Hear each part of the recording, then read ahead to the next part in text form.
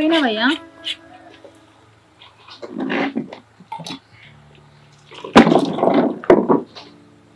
MPTC sarpanch ఇట్లా రమ్మని చెప్పారు. ఆ జడ్పీటీసీ ఇట్లా పిలిపించారు. దేనికి? ఏమన్నారు?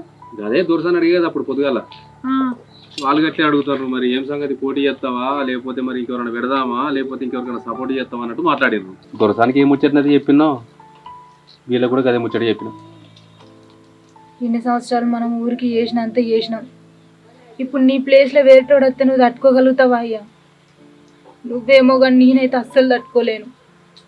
అందుకే ఈ ఊరిసి పెట్టి పట్నం పోదాం పోరాళ్ళం పట్టుకొని. ఇక్కడనైతే నేను ఉండలేను.